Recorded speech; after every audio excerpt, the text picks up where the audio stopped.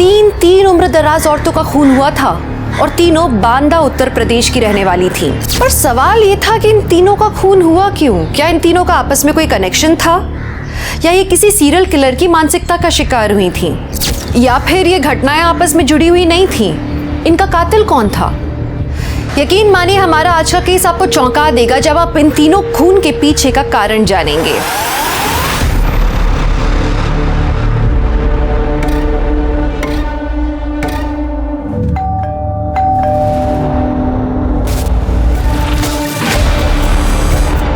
चित्रा दीदी, दरवाजा खोलिए ना चित्रा दीदी।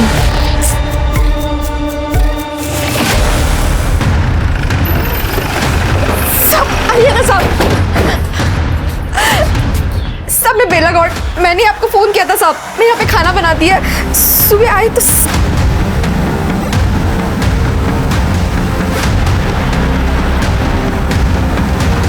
जरा चेक करो। बॉडी शायद दरवाजे के पीछे ही है। चलो खोलने का इंतजाम करो।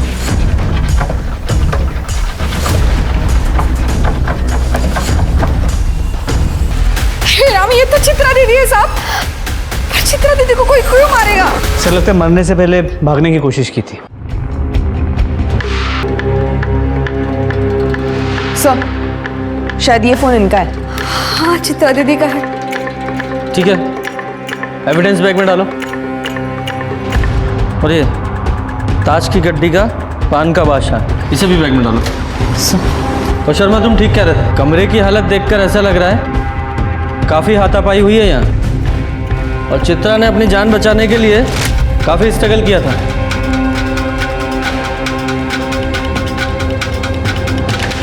ठीक है, बॉडी को पोस्टमार्टम के लिए भेजो। सर शर्मा, जितना ये ब्लड लॉस हुआ है, घाव काफ़ी गहरा है और हो सकता है कातिल ने घर के ही किसी बड़े चाकू का इस्तेमाल किया हो। पर सब घर में तो बड़ा चाकू है ही नहीं।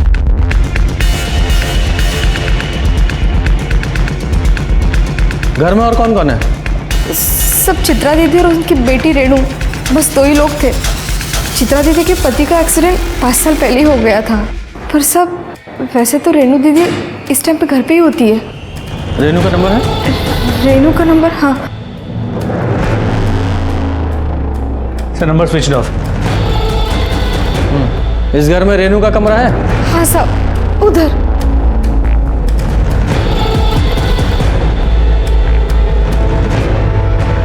अरे बाप रे, ये रेणु के सारे कपड़े कहाँ पे गए? साहब ये पूरी अलमारी कपड़े से भरी थी साहब। अगर ऐसा है तो लगता है इरादा चोरी कर।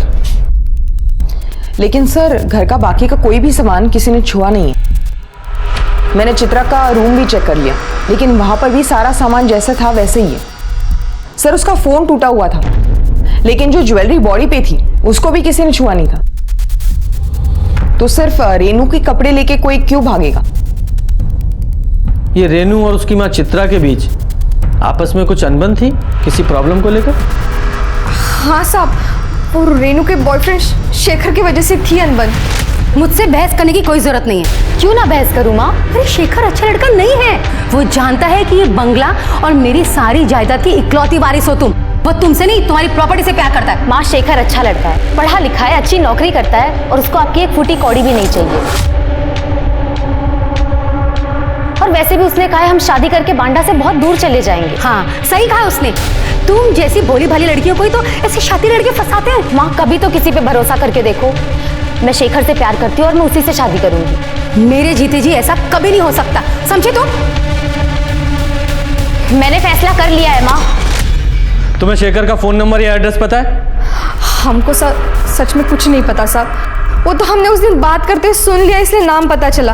बाकी हमको कुछ नहीं पता साहब। सर अगर रेणु के कपड़े गायब है, हो सकता है रेणु शेखर के साथ भाग गई हो, लेकिन फिर चित्रा का मर्डर कौन कर सकता है? अरे अंदर की तरफ चलो। अरे भाई हारे चल बाहर चल। अरे काम से जा रहे हैं भैया, ऐसे घूमने नहीं जा रहे हैं। पैसा चाहिए हमें, अपना पैसा लेने आया। सर ये आदमी रुकने का नाम नहीं ले रहा है। कैसे पैसे? और हो कौन तुम? हमारा नाम बाकीलाल है साहब। वो अशोक नगर के पास हमारा फेमस चाइनीज स्टॉल लगता है, बाकीलाल चाइनीज कॉर्नर। नाम तो सुने होगे सर? नहीं सुना है। खैर छोड़िए। और रात में हम आए थे यहाँ पार्सल डिलीवर करने। तो मैडम के पास 2000 का छुट्टा नहीं था, बोली सुबह आके 450 रुपये ले जाना, तो वही लेने आए साहब। बुला दीजिए ना। नहीं बुला सकते। काहे? इनमें से कौन सी मैडम थी? अरे यही तो थी। इनका खून हो गया। खून हो गया? हाँ। अरे मोरी मैया, तब अब हमारा 450 रुपया कौन देगा? हमें हमारा काम करने दो, जाओ यहाँ से। अरे तो आप ही दे दीजिए ना साहब। गुप्ता बाहर निकालो से। अरे साहब सुबह किसी का मेहनत का पैसा है, मना नहीं करते। हमारा पूरा दिन खराब हो जाएगा। शर्मा, शेखर की पूरी कुंडली निकालो, रेनू का फोन ट्राई करते रहो। जी सर। सर रेनू का फोन स्विच ऑफ आ रहा है। उसके कॉल रिकॉर्ड्स में एक नंबर मिला है जिससे उसकी काफ़ी बातें हुआ करती थी। वो शेखर का नंबर है क्या? जी सर, उसका पूरा नाम शेखर गुप्ता है। मोबाइल रिकॉर्ड से उसका एड्रेस घनश्याम गली का मिला। हमने वहाँ जाके चेक किया तो पता चला वो घर उसने काफ़ी पहले छोड़ दिया है। नया एड्रेस किसी के पास नहीं है। तो रेनू की तरह उसका फोन भी बंद आ रहा है। जी सर। दोनों को फोन ट्रैकिंग पे डालो। सर हमने चित्रा के फ़ोन रिकॉर्ड्स भी चेक किए, लेकिन उसमें भी कुछ सस्पिशियस नहीं मिला। ये फिंगरप्रिंट्स का क्या हुआ? सर पार्शियल फिंगरप्रिंट्स मिले, हमारे किसी काम के नहीं है। ठीक है, उन्हें भी बाकी एविडेंस के साथ रिकॉर्ड में रखो। सर पर ये रेनू है कहाँ?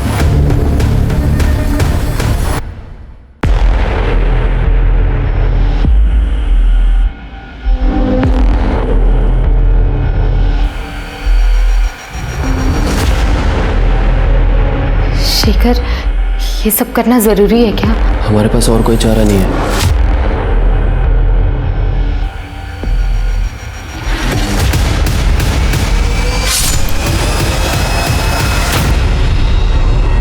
सर ऐसे वार किया गया होगा चित्रा पे। बुचर नाइफ मतलब मांस काटने वाले चाकू से 5 से 6 वार किए गए, इतने गहरे कि चाकू हड्डी तक जा पहुंची थी। और रेप के कोई साइंस है? नहीं सर, रेप या कोई सेक्सुअल एक्टिविटी नहीं हुई है। अशोकनगर मार्केट में पता करो, किसी ने हाल फिलहाल में कोई बुचर नाइफ खरीदा है क्या? सर चित्रा के नौकरानी बेला का फोन आया था। अशोकनगर में एक खून हुआ।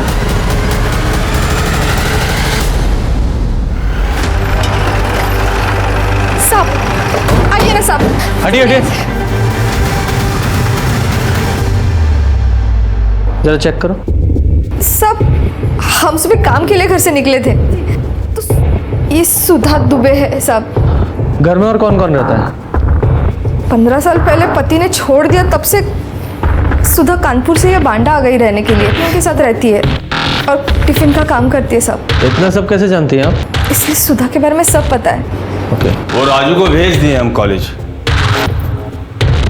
लड़कियों को बुलाने के लिए। तू यहाँ भी आ गया? यहाँ भी पैसे लेने आया क्या? वो रोड के उस तरफ हमारा ठेला है चाइनीज का, और राजू हमारा असिस्टेंट है, उसी को भेजे हैं कॉलेज लड़कियों को बुलाने। यहाँ हमें सब जानते हैं साहब। क्यों बेला दीदी? वो पायल और छवि बस आते ही होंगे।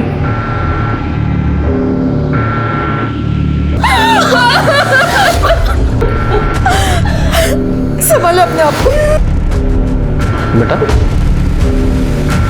आपकी माँ की किसी से कोई दुश्मनी थी? मतलब कोई ऐसा किसी पे शक हो आपको जो इन्हें मार सकता हो? नहीं सर, माँ तो हमेशा अपने टिफिन के बिजनेस में बिजी रहती थी, और जब कभी हमें समय मिलता था हम भी उनकी मदद कर देते थे। सर हम लोग ताश खेलते हैं और पायल तो लोकल रमी चैंपियन है, तो शायद ये उसी ताश की गड्डी का हो। किसी से पैसों को लेकर अनबन थी क्या? हाँ सर, माँ ने एक साहूकार से 50,000 रुपये उधार लिए थे, लेकिन माँ तो कह रही थी उधार के पैसे इकट्ठे हो गए हैं। तू जाके चेक कर।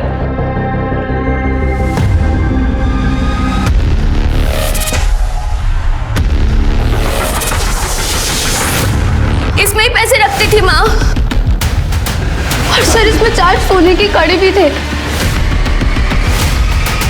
वो ईंट का बादशाह जिस पे खून लगा हुआ है उसे लैब में भेजो, देखो फिंगरप्रिंट्स मिलते हैं क्या? जी सर।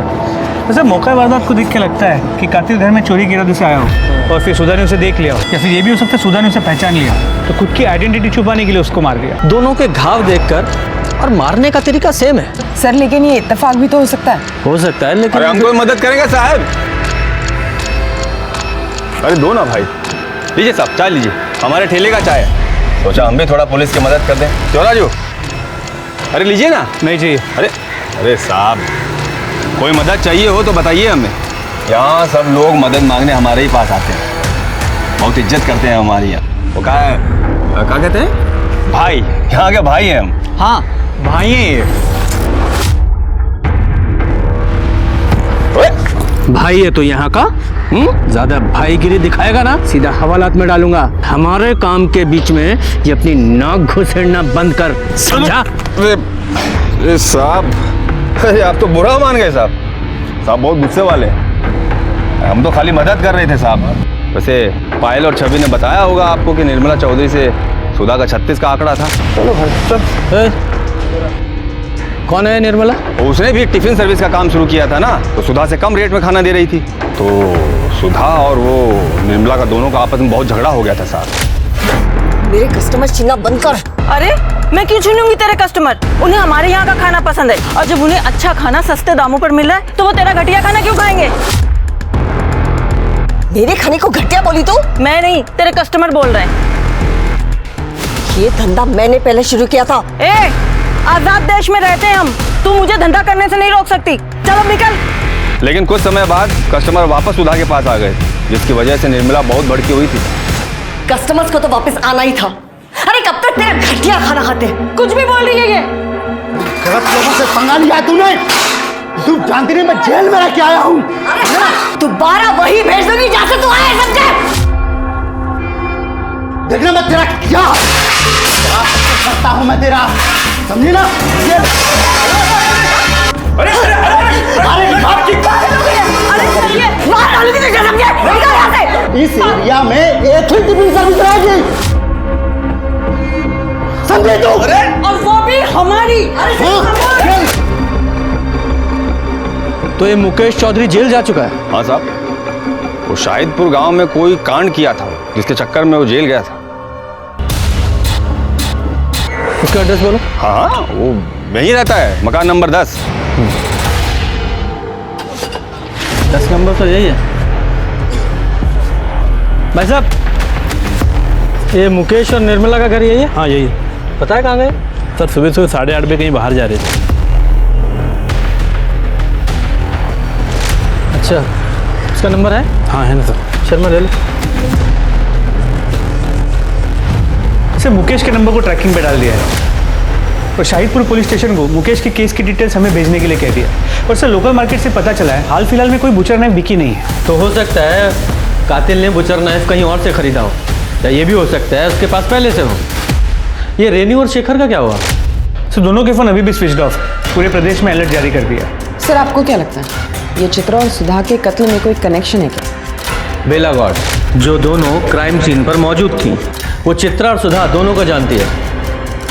चित्रा के घर में चोरी नहीं हुई, लेकिन सुधा के घर में चोरी हुई है। अगर ये मान भी लें कि इस बेला गौड़ ने दोनों को मारा है, तो मोटिव क्या हो सकता है? सर बेला का मकान मालिक संजय चतुर्वेदी आपसे बात करना चाहता है। बुलाओ। सर बस्ती में हम आपसे ये बात कर नहीं पाए, लेकिन सुधा और बेला के बीच में कुछ भी ठीक नहीं था जब से वो कूड़े वाला हादसा हुआ था। कूड़े वाला हादसा मतलब? सर वो सुधा नॉनवेज पकाती है और उसका बचा हुआ जो भी गंदगी है ना, वो पंजे और हड्डी वगैरह, वो सब बाहर कूड़ेदान में डाल देती थी। और बेला को उसकी बदबू से बहुत दिक्कत होती है क्योंकि वो शाकाहारी है सर। बेला ने सुधा को कई बार बोला वो कूड़ा वहाँ से हटाने के लिए, और एक दिन कुत्तों ने वो कूड़ेदान पलट दिया और वो सारी गंदगी बेला के घर के सामने बिखर गई। तुमने तो हमारा धर्म ही भ्रष्ट कर दिया रे। ज्यादा ड्रामा करने की जरूरत नहीं है तुझे। मैंने तो सुना है तेरा बेटा आशीष चिकन तंदूरी खाता है रफीक के ठेले पे। सर आशीष बेला का इकलौता बेटा है और बहुत सर पर चढ़ा रखा है उसको। नौकरानी का काम करती है, पर इतने पैसे पता नहीं कहाँ से लाती है कि उसकी हर फरमाइश पूरी करती है। किराया देने के लिए पैसे नहीं है सर उसके पास। और आज सुबह जब मैं किराया लेने गया तो बहुत हो गया तुम्हारा नाटक। आशीष को 15,000 रुपये का फोन दिलाया है और हमारा किराया देते वक्त आनाकानी करते हो। अगले महीने पैसे दे दूंगी, इस महीने पैसे खत्म हो गए।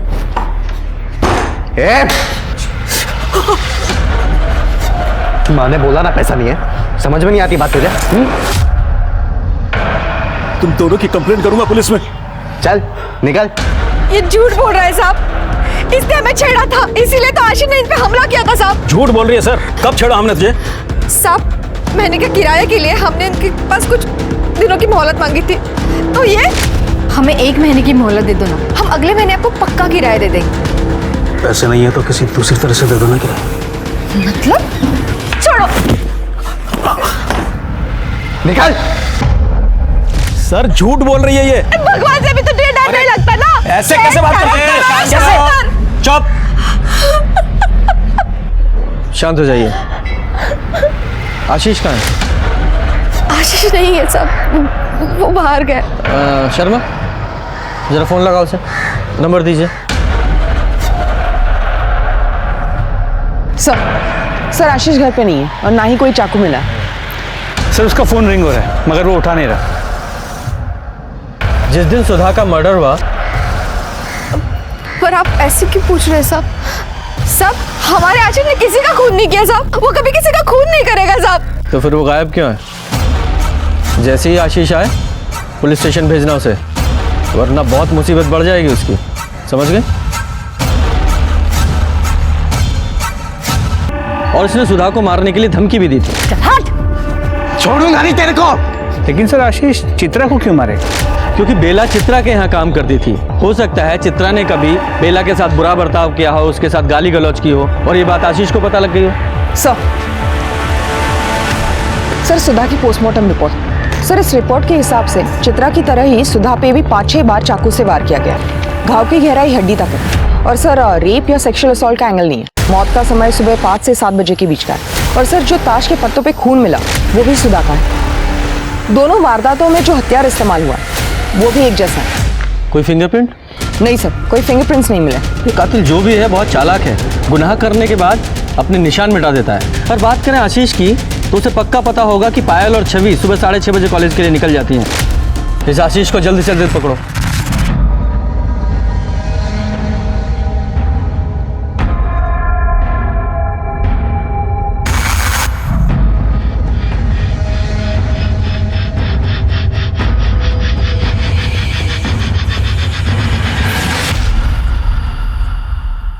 ये ले, सुबह का टाइम है, चाय पी और ये बता सुधा को कैसे मारा? सर मैंने किसी को भी नहीं मारा है। फिर 10 फरवरी को तेरे फोन की लोकेशन सुधा के घर के पास की क्यों है? बोल। सर आप शायद भूल रहे, मैं सुधा आंटी के बगल में ही रहता हूँ, तो मेरी लोकेशन वही की बताएगी ना, ताजमहल की थोड़ी ना बताएगी। बहुत होशियार बन रहा तू। गुप्ता, इसे ले जाके बोरे में भरो और इतना कूटो जिसे ताजमहल नजर आना चाहिए। चल जा। सर मैं बताता हूँ, मैं बताता हूँ। बोल। सर मैं कॉलेज में 2 बार फेल हो गया था, इसलिए मुझे पढ़ाई छोड़नी पड़ी। मेरी माँ एक सेठ के पास काम करती थी और सेठ ने मुझे सेल्समैन की नौकरी भी दी, लेकिन उसकी एक शर्त थी कि पहले मैं अपने एग्ज़ाम्स क्लियर कर लूँ।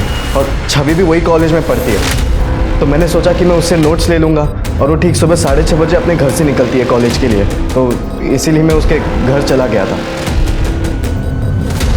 अच्छी कहानी है, बहुत सुंदर। आगे बता। जब मैं उसके घर पर गया तभी छवि, पायल, एक कहानी तुझे मैं भी सुनाता हूँ। तुझे अच्छी तरह से पता है ना कि पायल और छवि सुबह 6:30 बजे कॉलेज के लिए निकल जाती हैं। तो 10 तारीख को जब तूने देखा कि दोनों स्कूल के लिए निकल गई हैं, तो तूने उनके घर का दरवाज़ा खटखटाया और जैसे ही सुधा ने दरवाज़ा खोला तूने उन पर हमला कर दिया अपने उसी चाकू से जिससे तू सबको डराया करता है, धमकाया करता है कि वो काट डालेगा। तूने अंदर घर में घुसा और सुधा को मार डाला और तूने उनके गहने और पैसे चुराए और भाग गया। नहीं सर, ऐसा कुछ भी नहीं हुआ सर। उस दिन हम अकेले नहीं थे, वहाँ पर और कोई भी था। अच्छा, कोई और भी था? कौन था? हम सच कह रहे हैं, हमने उसका चेहरा नहीं देखा, लेकिन वो जो कोई भी था उसी ने सुधा आंटी को मारा होगा और सारे गहने और पैसे लेकर भाग गया। अच्छा शर्मा, अगर थोड़ी देर और ये यहाँ रहा तो कहानी में एक और ट्विस्ट डाल देगा, थोड़ा मसाला ऐड करेगा। हैं? कितना झूठ बोलेगा तू? इसे तब तक कस्टडी में रखो जब तक इसके चाकू की फॉरेंसिक रिपोर्ट नहीं आ जाती। सर हम सच कह रहे सर, हमें जान नहीं किया सर, क्यों झूठ बोलेंगे हम सर? सर सच कह रहे। सर अशोकनगर से किसी ने कॉल किया था, एक बंद घर से बदबू आने की शिकायत की है। चलो।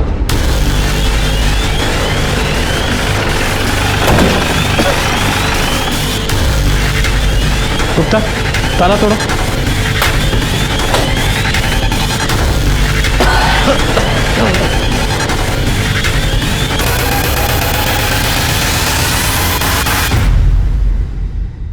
आप में से कोई नहीं जानता है? जी, मैं इसकी पड़ोसन। आपका नाम? वंदना साहू। इनका नाम क्या है? कल्पना। आखिरी बार कब देखा था इन्हें? यही करीबन 7-8 दिन पहले। 7-8 दिन पहले? 7-8 दिन से घर में कोई आ जा नहीं रहा है, कुछ अजीब नहीं लग रहा आप लोगों को? पिछले बार जब हम मिले तो कल्पना बता रही थी उसे बद्रीनाथ की यात्रा पर जाना है, तो हमें लगा कि वो बद्रीनाथ की यात्रा पर चली गई होगी। अच्छा, इनकी फैमिली में और कौन कौन है? वो भी 3 साल पहले कोई दूसरी जाति के लड़के के साथ भागकर शादी कर ली। कोई जॉय विश्वास नाम है। भाग के शादी की? और इस शादी से कल्पना खुश नहीं थी, इसलिए अपनी बेटी से सारे रिश्ता नाते तोड़ ली थी। सर देख के लगता है इसको भी सुधा और चित्रा की तरह मारा गया। और सर लाश की हालत देख के लगता है 7-8 दिन पहले इसकी मौत हुई है। हाँ। 7-8 दिन पहले? 7-8 दिन पहले तो चांदनी आई थी कल्पना से मिलने। वंदना, हम सोच रहे हैं कि 1-2 दिन बाद में बद्रीनाथ की यात्रा पर जाकर आए। क्या बात है, तो कब वापस आओगी?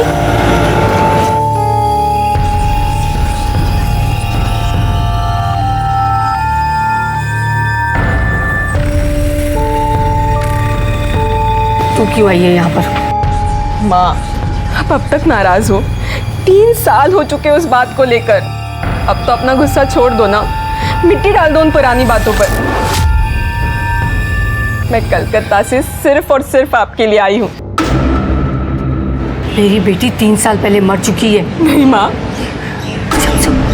उसने भागकर अपनी मर्जी से किसी दूसरी जाति के लड़के के साथ में शादी कर ली थी।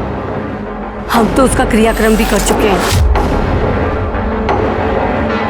नहीं माँ, माँ आप कैसी बातें करिए? माँ, माँ, माँ एक बार हमारी बात सुन लीजिए। माँ, माँ, माँ प्लीज दरवाजा खोलिए माँ, प्लीज। माँ एक बार हमारी बात सुन लीजिए माँ। संभालो अपने आप। माँ का मन पिघल जाएगा, उसे थोड़ा समय दो। माँ, हम आपसे बहुत प्यार करते हैं माँ। अगले दिन हमने देखा कि दरवाजे पे ताला लगा हुआ था और दरवाजे पे कोई गिफ्ट नहीं थे, तो हमें लगा कि कल्पना बद्रीनाथ की यात्रा के लिए निकल चुकी होगी। ठीक है, फिलहाल आप सब लोग जाइए, जरूरत पड़ी तो वापस बुलाएंगे। जी सर हमने तो पूरा घर चेक किया, कहीं पर भी गिफ्ट्स नहीं मिले। हो सकता है कल्पना ने गुस्से में आकर बाहर फेंक दिया हो। चांदनी को कोलकाता इन्फॉर्म करो और उसे यहाँ बांदा आने के लिए बोलो। सर हुक्म का बादशाह। ये चित्रा के घर पे भी हमें, कल्पना के घर पे ये हुक्म का बादशाह, किंग ऑफ स्पेड्स। सर पायल और छवि से कहिए पत्ते उनके ताश के गड्डी के तो नहीं? अब ये तो वो दोनों ही बता पाएंगे। चलो चल के पूछते हैं। अखिलेश तुम होश में हो? हमने तुमसे कहा ना हमें तुमसे शादी नहीं करनी है। पर क्यों नहीं? मैं पढ़ा लिखा हूं, अच्छा कमा लेता हूं, हाइट बॉडी सब अच्छी है, और क्या चाहिए तुझे? पायल प्लीज समझा करो। पायल लड़की पे हाथ उठाता, शर्म नहीं आती तुझे? तू बीच में क्यों कूद रहा है बे? कैसे? हाँ? निकल क्या लड़ाई कर रहे हो तुम? क्या झगड़ा हो रहा है? क्या झगड़ा कर रहे हो? क्यों?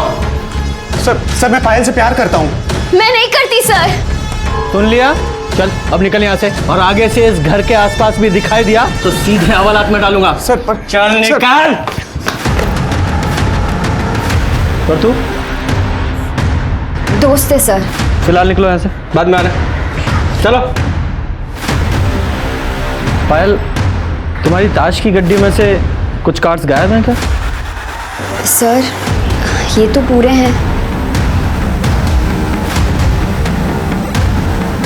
क्या कभी आशीष ने तुमसे कॉलेज के नोट्स मांगे थे? नहीं सर, कभी नहीं। और अगर वो नोट्स मांगता भी तभी मैं उसे नहीं देती। और दीदी, ये भाई ने खाना भेजा है। पैसे कितने हुए? भाई की तरफ से है, भाई ने कहा है पैसे नहीं लेना है।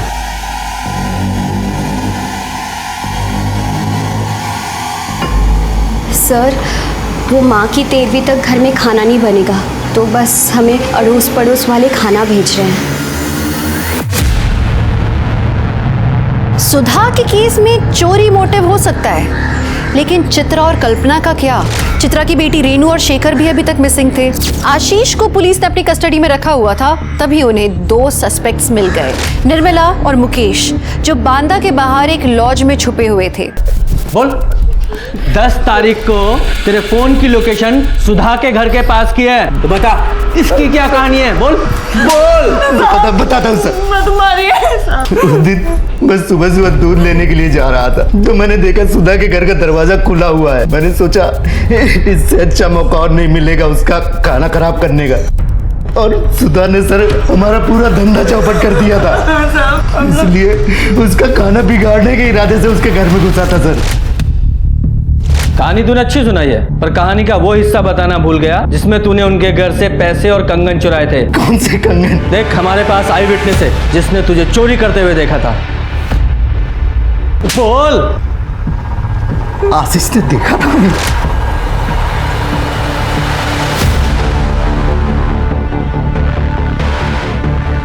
बोल, चोरी का सामान कहाँ है? पैसे तो खर्च हो गए सर। शर्मा ऐसे नहीं बताएगा, तलाशी लो इसकी। मैं सच कह रहा हूँ सर, मैं सच कह रहा हूँ, कुछ नहीं है सर मेरे पास।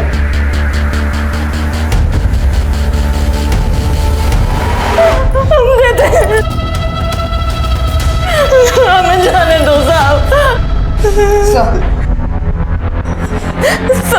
ये है ना कंगन? अब बता, वो छुरा कहाँ है जिससे सुधा को मारा था? कहाँ है वो छुरा? सर हम चोरी की है, हमने चोर नहीं किया हमने किसी के साथ। फिलहाल इन्हें अंदर ही रखो और इनके खिलाफ चोरी की चार्जशीट बनाओ, मर्डर की बाद में देखेंगे।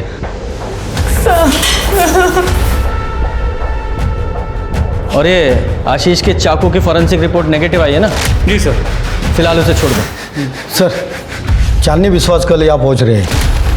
अफसर शेखर और रेनू का फ़ोन ऑन हो गया, मैंने उनसे बात की, वो भी आ रहे हैं।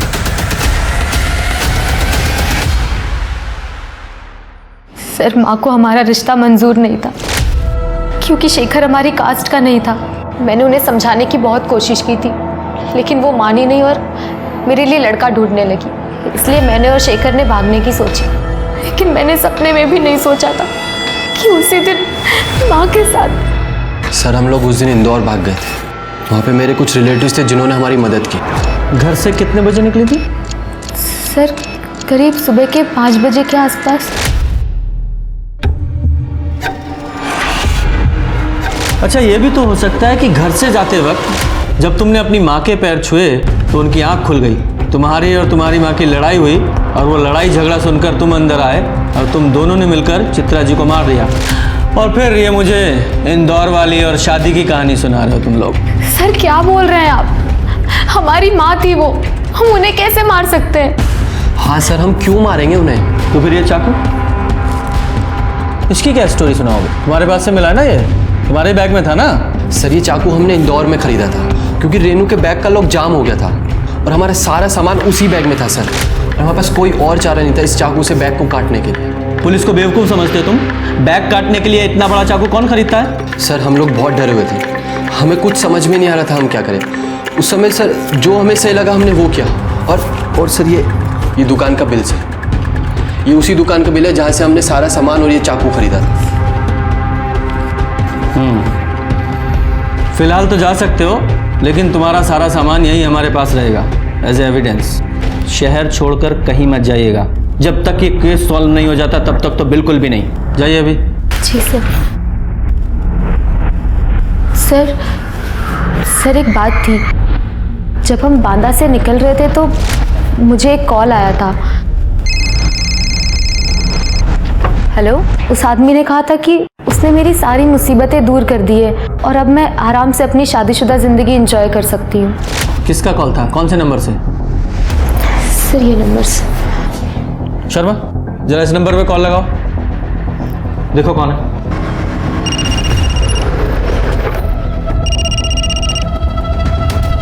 Hello, Bankelal Chinese corner.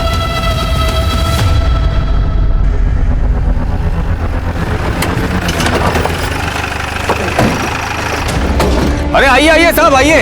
अरे हक्का नूडल खाइए साहब, हमारी दुकान का बहुत फेमस है। राजू, सबके लिए हक्का नूडल लगाओ। कोई हक्का नूडल नहीं चाहिए। इधर क्या हुआ साहब? चेक करो जरा। क्या चेक कर रहे हैं साहब? रेनू चौबे को फोन करके क्या बोला तूने कि उसकी सारी मुसीबत दूर कर दी है तूने? अरे साहब, हम भाई हैं ना, बोले थे ना आपको, तो इमेज बनाने के लिए इतना करना पड़ता है। भाई है तू? मतलब चित्रा को तूने मारा है ना? क्या आप लोग क्या बात कर रहे हैं साहब? वो तो बताए ना आपको, इम्प्रेशन जमाने के लिए ऐसे फ़ोन कर देते, कब से ट्राई कर रहे थे साहब, तो सोचा थोड़ा बात हो जाएगा तो 450 रुपया भी बिल का मांग लेंगे। ऐसे बातें बना के नाम नहीं कमाया जाता। क्या ये भाईगिरी का जो नाटक करता है ना तू, उसे छोड़ और वो पायल और छवि को जो तूने पार्सल भिजवाए थे खाने के, उसी तरह के पार्सल बना और गरीबों में बांट, जब नाम ज्यादा हो जाएगा तेरा। क्या बात कर रहे हैं साहब? उसका पैसा तो गोपाल ने दे दिया था, वो बॉयफ्रेंड है ना उसका, हमें बताने के लिए मना किया तो नहीं बताया। लेकिन पायल ने हमें बताया था कि वो उसका दोस्त है। क्या बात कर रही है मैडम? अब सबको कैसे बताएगी कि उसका बॉयफ्रेंड सैंडविच वाले के यहाँ हेल्पर है? छोटा लोग को अच्छा नहीं समझते ना लोग, दुनिया बहुत खराब है सर, हम कॉलेज के बाहर सैंडविच के स्टॉल पर अक्सर खाने जाते थे, तब हमें गोपाल से प्यार हो गया। हमने सोचा हम ये बात किसी को नहीं बताएंगे। लेकिन फिर भी तुम्हारी माँ को तुम्हारे प्यार के बारे में पता चल गया? हाँ सर, एक दिन जब हम दोनों साथ में थे तब। तुझे और कोई नहीं मिला क्या? मैं टिफिन बनाती हूँ, तू क्या सैंडविच बनाएगी दिसंबर? इसीलिए कॉलेज भेजा था तुझे? तू मेरी बेटी से दूर रह समझा, वरना काट के फेंक दूंगी तुझे। अच्छा, तो इसलिए तुमने अपनी माँ को मारने का सोचा, और इसलिए 10 फरवरी की सुबह 6:30 बजे जब तुम कॉलेज जाने के लिए निकली तो अपने घर का दरवाजा खुला छोड़ दिया ताकि ये गोपाल तुम्हारे घर में आ सके। ये घर में आया और सुधा जी को मार डाला। सैंडविच की दुकान में काम करता है ना तू? चाकू पाना तेरे लिए कौन सी बड़ी बात है? सर आप क्या बोल रहे हैं सर? हमने कुछ नहीं किया सर, हम सच बोल रहे हैं सर। तो फिर 10 फरवरी की सुबह 6:30 बजे तेरे फोन की लोकेशन पायल के घर पे क्यों है? सर वो हम कभी कभी पायल को कॉलेज तक छोड़ने जाते सर। सुबह सुबह सड़कों पर कोई नहीं होता ना, तो हमें मौका मिल जाता है साथ रहने का, बस सर, और कुछ नहीं। तो इस बात का क्या प्रूफ है कि 10 तारीख की सुबह तुम दोनों साथ में थे? सर हमारा यकीन कीजिए, उस दिन हमें छवि ने भी देखा था सर। गुप्ता सर, जब तक ये बात कंफर्म नहीं हो जाती इस गोपाल को कस्टडी में रखो। सर आप क्या बोल रहे हैं सर? सच रहे हैं, हमने कुछ नहीं किया, यकीन कीजिए हमारा। सर हमारा यकीन कीजिए सर, हम सच बोल रहे हैं सर। चांदनी विश्वास आई है। उस दिन माँ ने तो हमारा दिल ही तोड़ दिया। उन्होंने हमसे कहा कि उन्होंने हमारा क्रियाक्रम कर दिया है।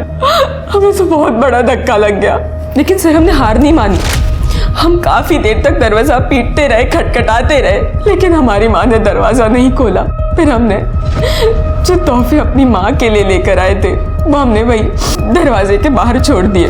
वो गिफ्ट्स क्या थे? सर उसमें एक छोटा प्रेशर कुकर था, इसके अलावा एक ग्लास का सेट था, और बस घर का कुछ सामान था, चम्मच वगैरह, बस इतना ही था। कोई था जो चांदनी के गिफ्ट्स का अच्छे से इस्तेमाल कर रहा था। कौन था वो आदमी? एक बात तो तय थी कि कातिल सही सीक्वेंस को फॉलो कर रहा था। पुलिस को डर था कि कातिल फिर से वार करेगा चिड़ी के बादशाह के साथ। जो पुलिस को समझ नहीं आ रहा था वो ये कि कातिल का मोटिव क्या था।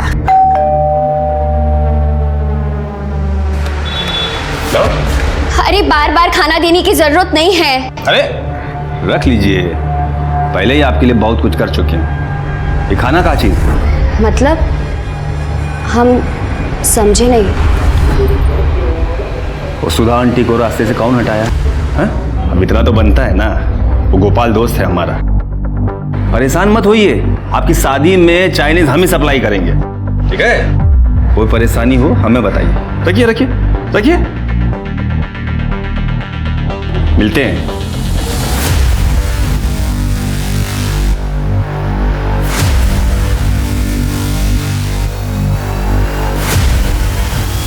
Hello, police station. बोल, कहाँ है वो चाकू? कौन चाकू साहब? कौन सी बात कर रहे हैं आप? देख लीजिए, चेक करो। गलती हो गया साहब हमसे, जो हम पायल और चित्रा के घर उनका हालचाल जानने चले गए, हमदर्दी दिखाने चले गए। ठीक है, यही चाहते हैं ना, आज के बाद हमदर्दी ना दिखाए? नहीं दिखाएंगे साहब। सर इधर तो कुछ नहीं है। वो ड्रॉर चेक करो। सर 1 मिनट यहाँ आइए।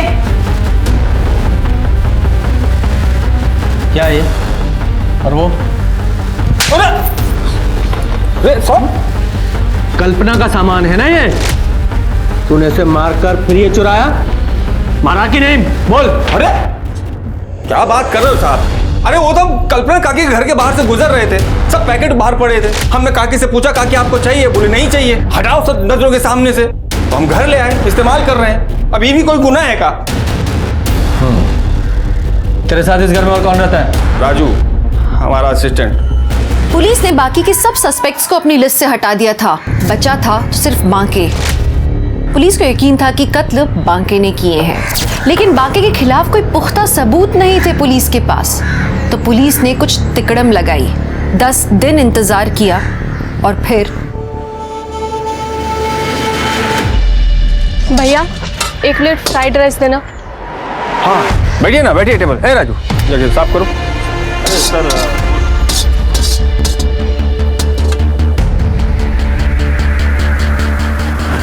राजू जरा संभालो इसको। क्या हुआ मैडम, परेशान लग रहे हैं? कुछ नहीं, पर्सनल प्रॉब्लम है। अरे पर्सनल प्रॉब्लम है तो अपना भैया समझ के बता दीजिए, हो सकता है हम आपके कुछ काम ही आ जाए। कोई छेड़ रहा है, माँ बाप परेशान कर रहे हैं, बताइए ना। हमें छोटी बहन जैसी हैं आप, बोल दीजिए, बताइए हमें।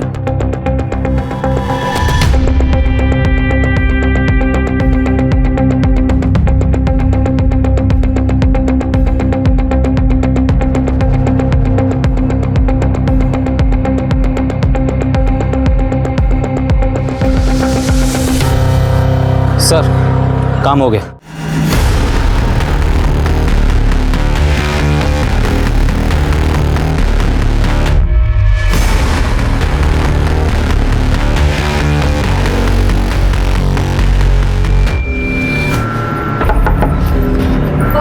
मीना जी दरवाजा खोलिए, आपकी बेटी का एक्सीडेंट हो गया है। कहाँ है मेरी बेटी?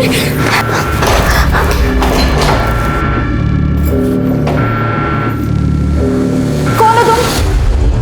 मेरी बेटी कहाँ है? अरे तुम्हारी बेटी का ही मदद कर रहे हैं। तुम सुमन को शादी काहे नहीं करने दे रही हो उसके प्यार से? हैं? काहे अपनी बेटी की जिंदगी का कांटा बन गई हो? तुम लोगों को जीने का कोई हक नहीं है और सुमन की जिंदगी का कांटा तो हम निकाल देंगे।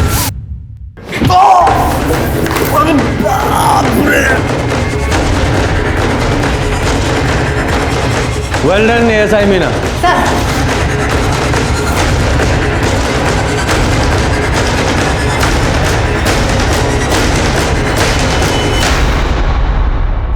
हमारा नाम सीमा शुक्ला है। हमारा बॉयफ्रेंड है दिनेश, वो कानपुर में रहता है। हम दोनों एक दूसरे से बहुत प्यार करते हैं, शादी भी करना चाहते हैं, पर मेरी माँ इस रिश्ते के खिलाफ है। अरे घबराइए मत, रोइए मत, हम आपकी मदद करेंगे। मदद? पर आप कैसे करेंगे? आप अपनी माता जी का पता और नंबर दे दीजिए हमें, और आप अपने बॉयफ्रेंड दिनेश के पास चले जाइए, बाकी हम सब संभाल लेंगे। इस ताश की गड्डी में सिर्फ एक ये चिड़ी का बादशाह मिला है हमें, बाकी के 3 बादशाह तीनों बॉडीज के पास मिले, और ये गड्डी तेरे बैग में। और ये बादशाह भी तू आज मर्डर के बाद बॉडी के पास फेंकने वाला था, क्यों? सच कहा ना? और हाँ, तेरा चाकू भी घाव के साथ परफेक्ट मैच हुआ है। अब बोल, क्या बोलना है तुझे? बहुत मेहनत की है साहब आप तो। ठीक है, हम भी सच बोलते हैं, कर दिए सारे मर्डर हम ही ने। सब वो ताश वाला टच कैसा लगा? एकदम अंग्रेजी पिक्चर जैसा ना, है ना? पता है सर, हमने अपनी पहली अंग्रेजी पिक्चर निधि के साथ ही देखी थी, निधि के फ़ोन में। हमारे ठेले पे आती थी साहब को पार्सल लेने। हमारे हाथ का फ्राइड राइस बहुत पसंद था उसको, हम दोनों को प्यार हो गया, लेकिन उसकी अमीर माँ को पता चल गया। बस बात तो बताओ, ऐसे कोई मारता है साहब? क्या किए थे हम? निधि भी तो हमसे प्यार करती थी, तो दुनिया की मिर्ची काहे लग रही थी? हम दोनों को जुदा कर दिया साहब, और कोई हमारा मदद नहीं किया। तब हम डिसाइड किए कि हम गुंडा बनेंगे, और आज के बाद कभी किसी जोड़े को जुदा नहीं होने देंगे आप। तो इसलिए तूने कल्पना, चित्रा और सुधा को मार डाला? वो कल्पना चांदनी को खरी खोटी सुना रही थी साहब। काकी, रेनू का नंबर कहाँ से मिला? क्या साहब, अरे खाने का पार्सल के लिए दोनों अपने ही नंबर से फ़ोन करती थी, तो दोनों का नंबर हमारे पास था। जब हम पार्सल डिलीवर करने गए तो चित्रा और रेनू को लड़ते हुए सुना। चित्रा भी रेनू के रिश्ते के खिलाफ, और एक दिन बाद हमें पता चला कि सुधा भी पायल के रिश्ते के खिलाफ। वो गोपाल दोस्त है हमारे साथ, वो बताया हमें कि कैसे सुधा ने उसे जान से मारने का धमकी दिया है। बस फिर हमने, हाँ, तो इसलिए तू हमारे सामने सबकी मदद करने का नाटक करता था ताकि हमें तुझ पर शक ना हो। लेकिन देखा, कानून के हाथ तुझ तक पहुंच ही गए। अच्छा किए साहब, आप हमें अरेस्ट कर लिए। अब हम जमानत पे बाहर आ जाएंगे, नेता बन जाएंगे, नेता चुनाव लड़ेंगे, जीतेंगे, और फिर किसी जोड़े को जिंदगी में जुदा नहीं होने देंगे साहब। पुलिस भी हमारा कुछ नहीं कर पाएगी। गलत फहमी है तुझे, फांसी होगी तुझे, फांसी, और तू कभी बाहर नहीं आ पाएगा। पुलिस की चालाकी ने उन्हें कातिल को पकड़ने में कामयाबी दिलाई। बांके लाल तिवारी को 3 हत्याओं के लिए गिरफ्तार किया गया और कोर्ट केस में उसे मानसिक रूप से असंतुलित पाया गया। बांके को लगता था कि वो एक गुंडा है, प्यार का पहरेदार है और 2 प्रेमियों के बीच में आने वालों को वो सबक सिखाना चाहता था, उन्हें मार देना चाहता था। आज बांके पागलखाने में है। आप अन्याय कभी ना सहें, लेकिन न्याय का बेड़ा अपने सर पे ना उठा लें। इस आशा के साथ मैं दिव्यांका त्रिपाठी दहिया अब लेती हूँ आपसे विदा। 130 करोड़ की आबादी वाले इस देश में आज एक ऐसे केस पर दिए गए कोर्ट के नतीजे ने खुद कानून के रक्षकों को भी चौंका दिया है। ये केस शायद इस साल का सबसे बड़ा और हैरतअंगेज केस होने वाला है। दिन भर इधर उधर घूमता रहता है, कभी इस लड़की को छेड़ा, कभी उस लड़की को छेड़ा। आधा दिन तो तेरी शिकायतें सुनने में बीत जाता है मेरा। और ये क्या है? क्या है ये? आई आई आई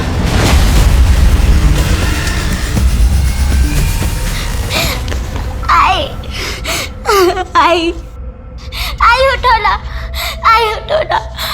भाऊ बोलो नाई को क्या हुआ? भाऊ बोलो नाई को क्या हुआ? भाऊ बोलो ना। आई फिसल के गिर गई।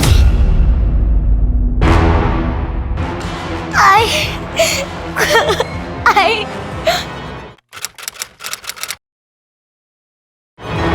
हेलो बच्चों। Good morning, good morning. अच्छा, आज कुछ नया करते हैं, ठीक है? चेस खेले? हाँ। कौन खेलेगा पहले? रितु, आओ। रितु, क्या हुआ रितु? कृति दीदी के साथ चेस नहीं खेलना? हाँ?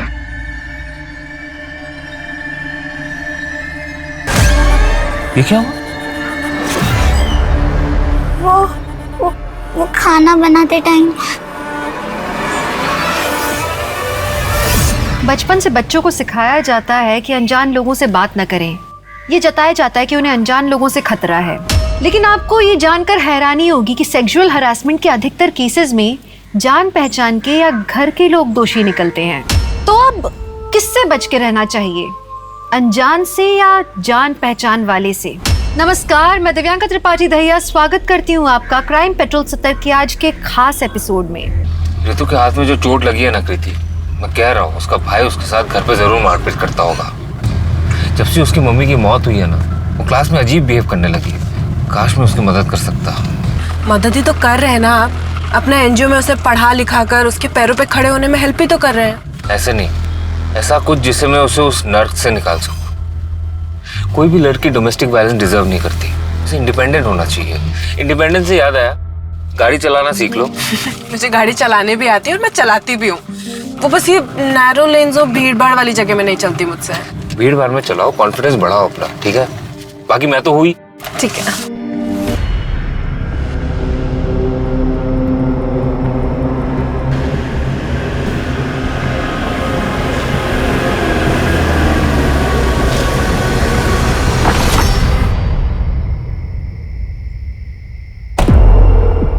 चलो बाय भैया। बाय।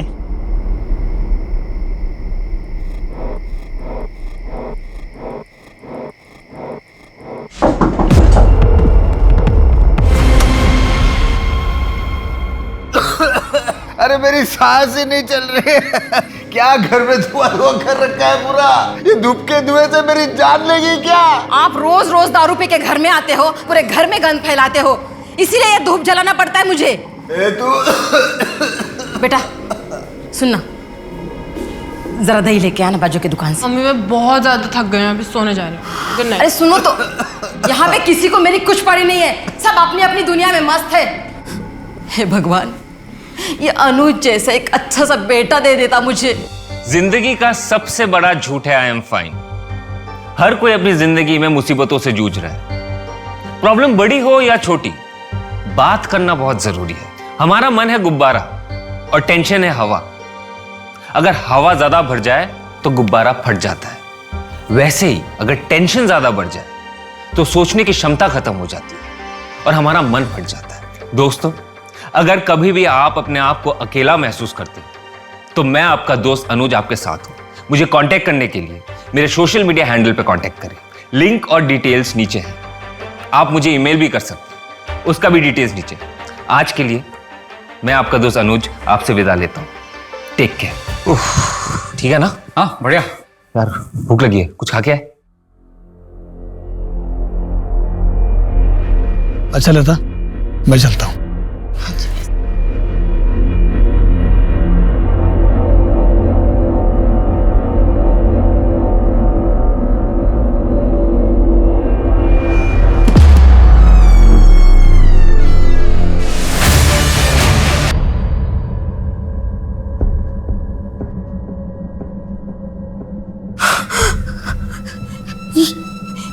ये कैसे हो गया?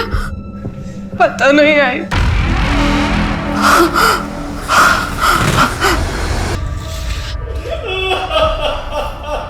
सर गैस खत्म हो गया था।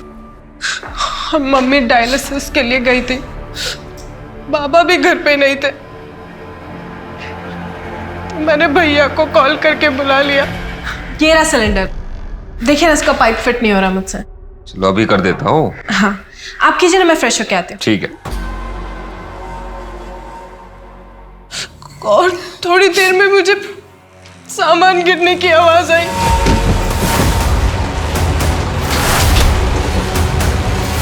भैया, भैया, भैया, भैया।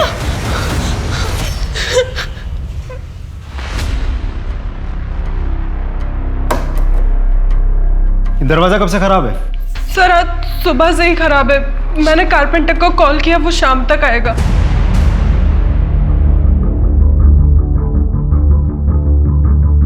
ये चाकू इसी घर का है? नहीं सर। आप हॉस्पिटल अकेली गई थी? नहीं, जेठ जी मेरे साथ आए थे। आपको किसी पर कोई शक? नहीं। कौन कर सकता है ये? पता नहीं। क्या हो रहा है यहाँ पे? हाँ? क्या हो रहा है यहाँ पे? एक मिनट रुकिए। आप कौन? सर ये मेरे बाबा हैं। और ये कौन है? अनुज। हाँ? भाई साहब? भाई साहब कहाँ से आ रहे आप? वो क्या बोलते हैं, वो बाजार से आ रहा हूं मैं। भाई साहब। शिंदे, यहाँ आजू बाजू के लोगों से पूछताछ करो। शायद किसी ने किसी को अंदर आते हुए देखा हो। और सोसाइटी के वॉचमैन से भी पूछताछ करो, शायद उसने भी कुछ देखा हो। Right sir.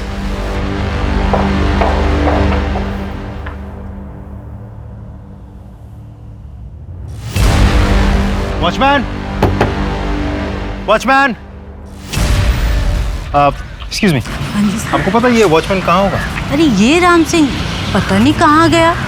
इसका नंबर मिल सकता? हाँ जी, हाँ जी।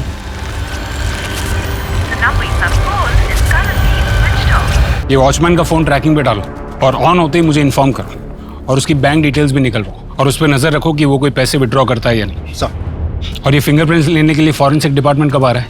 सर टीम पहुंचती ही होगी। सर अब तक हमने एक ही तरफ की कहानी सुनी है। क्या कीर्ति पे हम इतना भरोसा कर सकते हैं कि वो हमसे सच ही बोल रही है? शिंदे, फिलहाल तो कोई भी शक के दायरे से बाहर नहीं है, कीर्ति भी नहीं। कानून सिर्फ सबूत पर भरोसा करता है।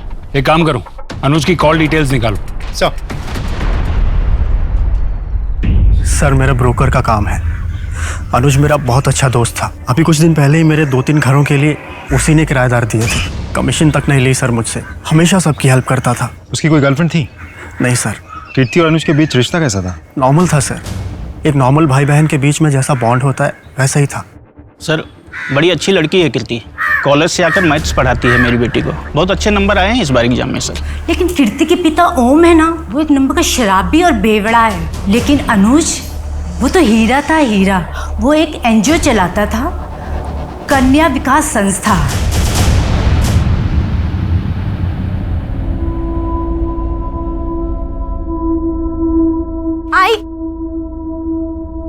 आई दिशा, क्या हुआ बेटा, क्यों रो रही है ऐसे? आई, मुझे आपके साथ आना है। कल से तेरे एग्जाम है ना, 3 दिन की तो बात है। जैसे तेरे मामा की शादी होगी ना, मैं नागपुर से वापस मुंबई आ जाऊंगी। नहीं आई, मुझे भी आना है आपके साथ, मुझे अकेले नहीं रहना। अरे बाबा अकेले कहाँ है, बाबा है ना यहाँ तेरे साथ।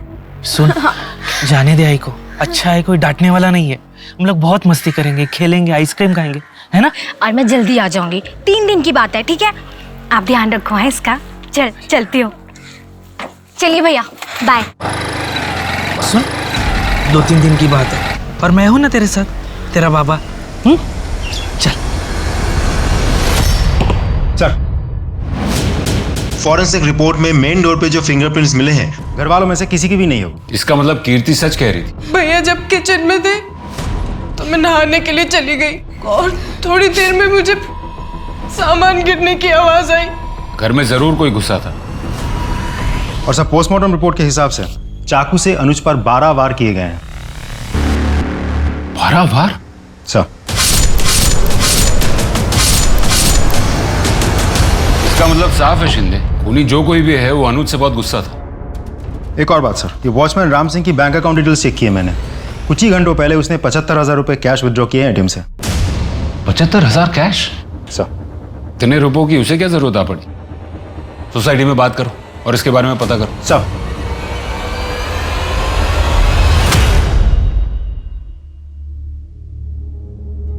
ताऊ जी, खाना।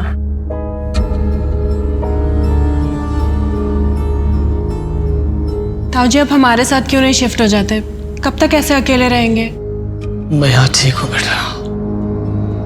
अच्छा खाना खा लीजिए ना, ठंडा हो जाएगा। खा लूंगा।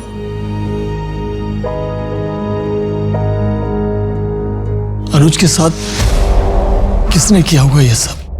तुम दोनों में तो एक दोस्ती जैसा रिश्ता था ना बेटा। शायद अनुज ने तुझे कभी बताया हो। नहीं ताऊ जी। ताऊ जी। बेटा, मैं एक रिक्वेस्ट करना चाहता हूं तुझसे। बोलिए ना। एनजीओ शुरू किया था अनुज की मम्मी ने, और उसके जाने के बाद अनुज ही संभालता था उसे। मेरी एक रिक्वेस्ट है बेटा, एनजीओ को तू संभाल ले। ताऊ जी, लेकिन मैं कैसे कर पाऊंगी ये सब? कर पाएगी बेटा, मेरा विश्वास है तू कर पाएगी। करेगी ना? बोल।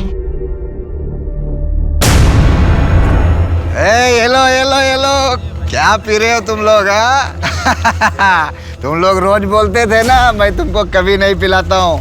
ये लो, आज मेरी तरफ से, वो भी अंग्रेजी वाली। ये मार, ये देख।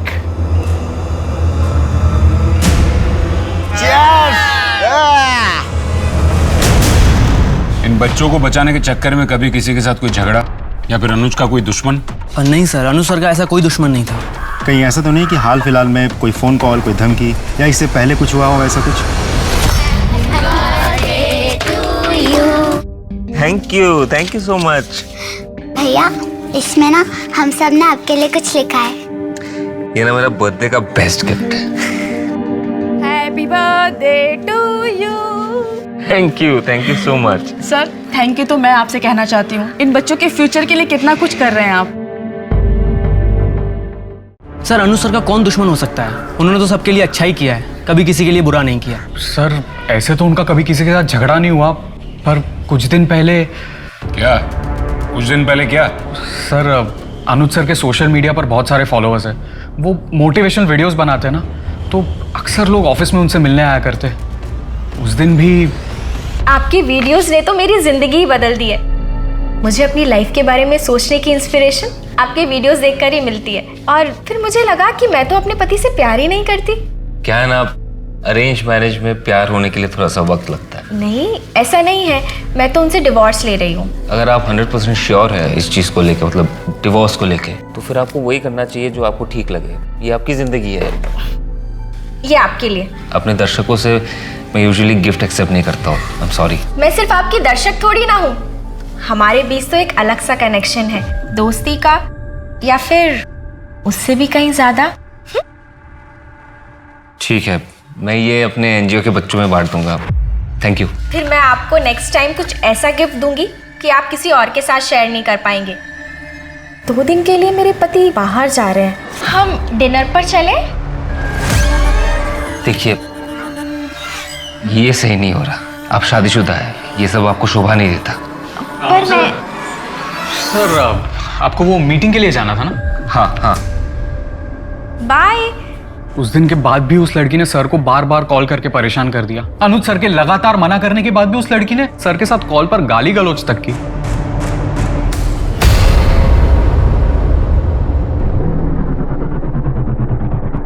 ये कपड़े इतने गंदे कैसे हो गए?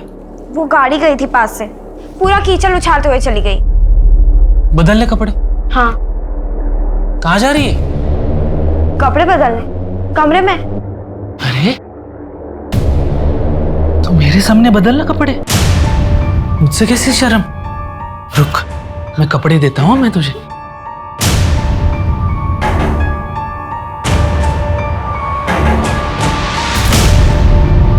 ये ले, बदल ले मेरे सामने। बदल कपड़े, मैं बदलता हूँ।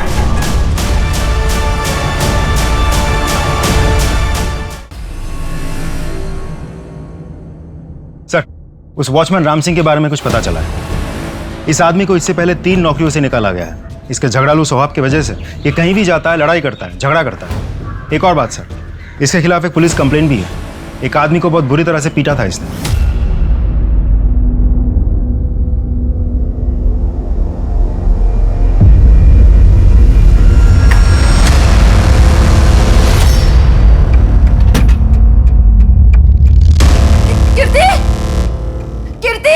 कीर्ति जल्दी आ। कीर्ति, ये देख, ये देख, ये देख, ये देखना, सब खाली है। पैसे नहीं, गहने नहीं, कुछ भी नहीं। लास्ट कब देखे थे गहने? सर कुछ 4-5 दिन पहले। आई लॉकर ज्यादा खोलती नहीं है। उन गहनों की कोई फोटोज? हाँ।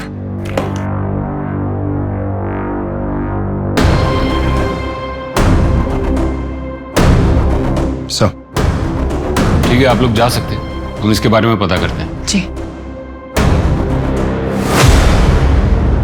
सर, गहनों का गायब होना और अनुज के मर्डर के बीच कोई कनेक्शन तो नहीं है? हो सकता है शिंदे। एक काम करो, ये फोटोज आसपास की दुकानों में सर्कुलेट करो और उनसे कहो कि ये गहने अगर कोई बेचने आया है या आता है तो हमें तुरंत इन्फॉर्म करें। Right sir. मैं आपको बता नहीं सकता हूँ मुझे कितनी खुशी हो रही है आपको एनजीओ ज्वाइन करते हुए देखकर। मनु, एक बात बताओगे?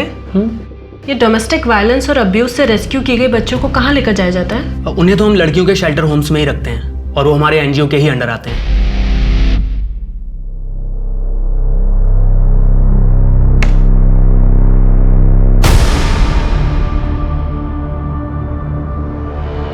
जली रोटी। पिछली बार जो तुझे दर्द दिया था भूल गई क्या? जो आज फिर से मुझे जली रोटी खिला रही है? देख, गेट पे कौन है? हाय रितु, भैया क्या है आपका? मेरा नाम अनुज है, कन्या विकास संस्था से हूँ। हमें सरकार ने अपॉइंट किया रितु को ले जाने के लिए। क्यों? क्यों ले आना है? क्योंकि तुम रितु के साथ बुरा बर्ताव करते हो। बहन है मेरी वो, और देखता हूँ कौन और कैसे लेके जाता है। लड़ाई करोगे हमसे? करो, सब रिकॉर्ड हो रहा है। सिविल केस तो लग ही गया है तुम्हारे ऊपर, अब क्रिमिनल केस भी लगेगा, लंबा अंदर जाओगे। रितु, बेटा इधर आओ। रितु, कहीं नहीं जाओगे तुम। करूँगा। देख लूंगा तुम सबको। देखेगी तो पुलिस तुमको, कल आएगी तुम्हारी खातिरदारी करने। चल चल।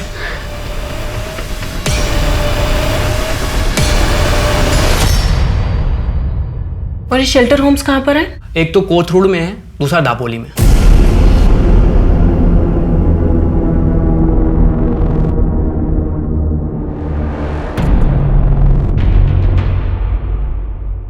शर्म नहीं आई तुझे? बता बता, कहाँ मुंह काला करके आई है? छोड़ूंगी नहीं मैं तुझे। शर्म नहीं आई तुझे? हाँ,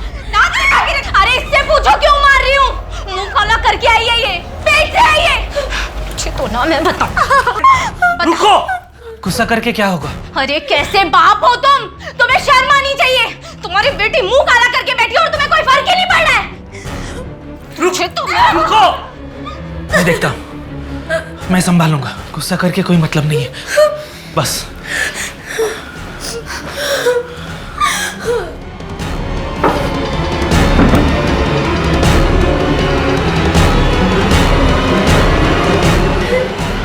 बेटा, सोचना भी नहीं मेरा नाम अपने आई को बताने के बारे में, वरना तेरे साथ साथ तेरे आई को भी मार दूंगा मैं, समझी तू? इसका कितना मिल जाएगा? असली तो है ना? खुद ही देख लो। ठीक है, मैं चेक करके बताता हूँ। देखो देखो।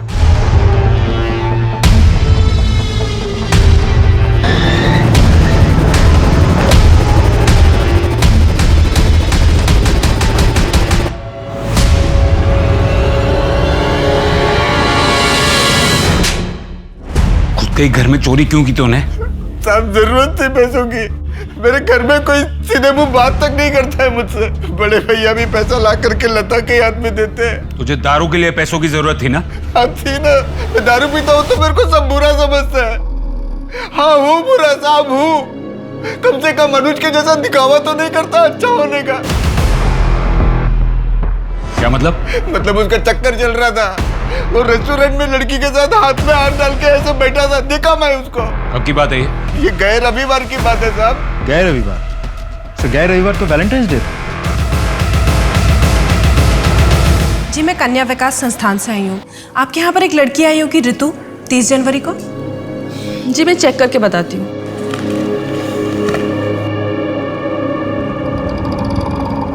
नहीं, ऋतु नाम की तो कोई लड़की नहीं आई है। शायद कोट हुड वाले शेल्टर होम ले गए हों। नहीं, वहाँ तो मैं पहले ही देख कर आई हूँ। वहाँ तो नहीं है। कहाँ गई होगी? 14 फरवरी का सीसीटीवी फुटेज दिखाओ। जी सर।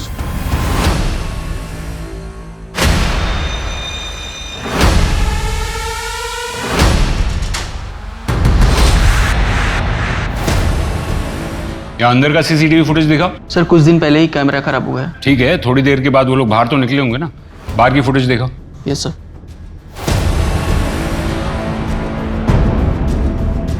रुको रुको रुको। तो ये फुटेज क्लियर नहीं है, जिसकी वजह से गाड़ी का नंबर नहीं दिख रहा। एक काम करो, इस फुटेज की क्वालिटी ठीक करने के लिए आईटी टीम को भेजो। इस लड़की का पता लगना बहुत जरूरी है। सब आगे चलो।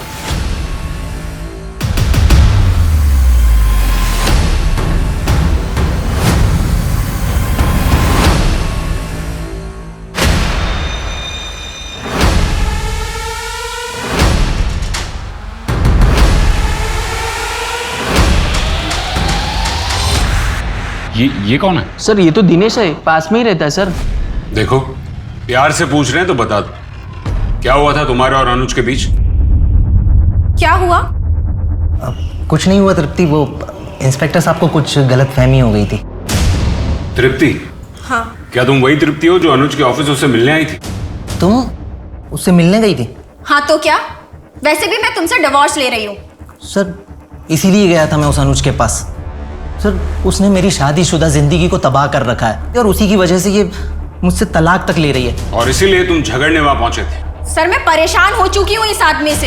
अनुज ने पुलिस कंप्लेंट की है ना इसकी। अच्छा किया, ले जाइए इसे, डाल दीजिए जेल में। जेल में कोई ना कोई जाएगा, ये बात तो पक्की है, क्योंकि अनुज का मर्डर हो चुका है।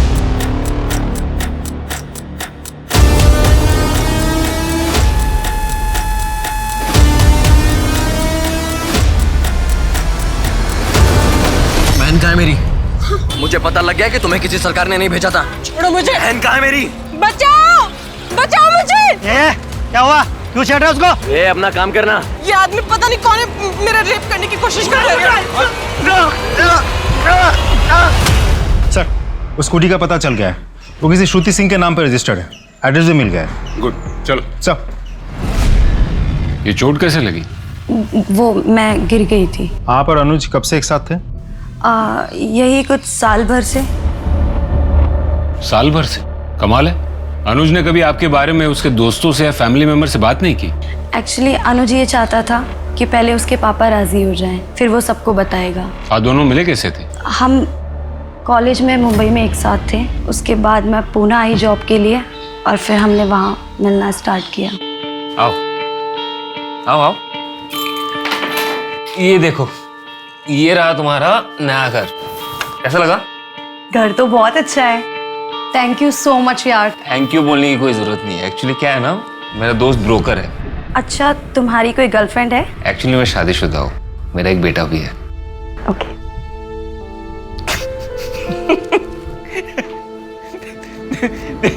जैसे कॉलेज में थी ना, अभी भी वैसी हो।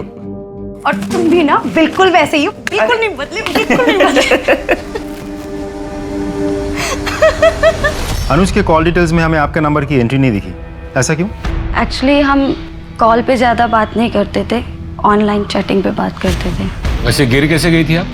वो मैं जॉगिंग करते वक्त।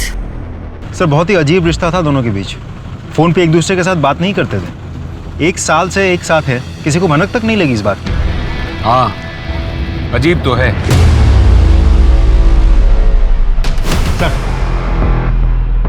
वॉचमैन राम सिंह ने छपरा के ATM से पैसे विथड्रॉ किए। छपरा में ही उसका परमानेंट एड्रेस भी है। बिहार पुलिस से कांटेक्ट करो और उनसे कहो कि उस लोकेशन पे रेड कर। Right sir.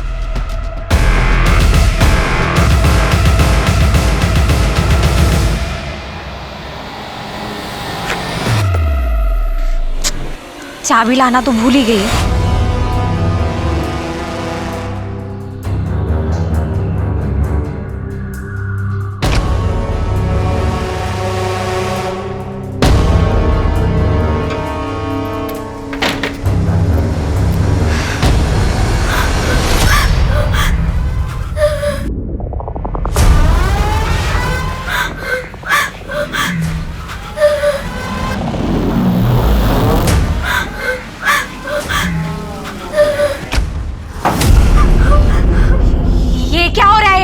कुछ नहीं, वो बस वो फिसल गई थी, बाकी कुछ नहीं।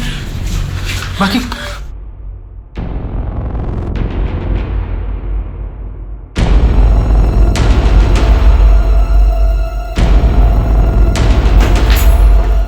ये क्या कर रहे थे तुम? मैं, अरे कुछ नहीं लक्ष्मी, बस झूठ मत बोलो। क्या कर रहे थे तुम? कुछ नहीं लक्ष्मी। छोड़ूंगी नहीं तुम्हें मैं। लक्ष्मी, मैं छोड़ूंगी नहीं।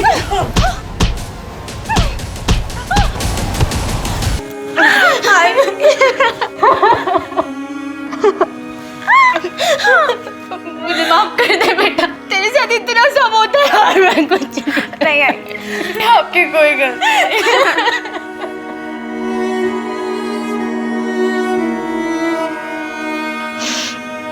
चल। कहाँ? Police station.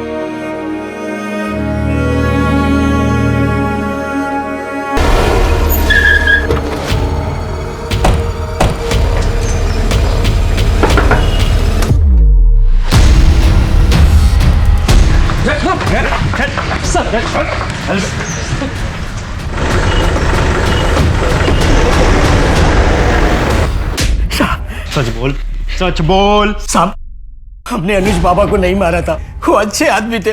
उनको मारकर भला उनको काम मिलेगा साहब? पुलिस से भाग क्यों रहा था? क्यों भाग रहा था? गरीब आदमी उठ डर गया था। पहले ही बिहार में एक केस चल रहा था हम पर, और पुणे में भी केस हो जाता तो हमको काम नहीं मिलता साहब। तूने खून किया ही नहीं तो खून होने के तुरंत बाद ही क्यों भागा तू? खबर फैलने से पहले तुझे पता चल गया कि मर्डर हुआ है। कैसे? तूने किया ही नहीं तो तुझे कैसे पता? वो क्या था कि पुलिस को हमने सोसाइटी में आते देख लिया, और सोसाइटी में भी यही बातें हो रही थी, इसलिए भाग गया साहब। अचानक 75,000 रुपए निकालने की क्या जरूरत पड़ गई थी तुझे? काफी लोगों के उधार चुकाने थे साहब, इसलिए मैंने पैसे निकाले। सोचा सबका कर्जा चुकता कर दूं। अच्छा ठीक है, तू सच बोल रहा है झूठ इसका अभी पता चल जाएगा। इसके फिंगरप्रिंट्स लो। क्यों साहब? क्यों? अभी तो तू कह रहा था ना तेरा ऐसे कोई लेना देना नहीं है, फिर उंगलियों के निशान देने में इतना घबरा क्यों रहा है?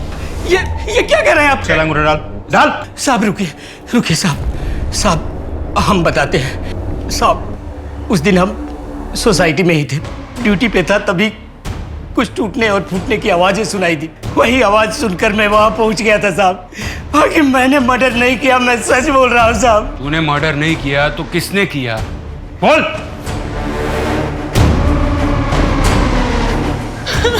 क्या हुआ मैडम? मैडम ये कैसे हुआ? तुमने देखा क्या किसी को बाहर जाते हुए? नहीं मैडम, मैंने किसी को नहीं देखा। तुम झूठ मत बोलो, तुमने देखा होगा, तुम बाहर ही बैठे थे। मैडम मैं बिल्कुल सच बोल रहा हूँ, मैंने किसी को नहीं दिखाते हुए।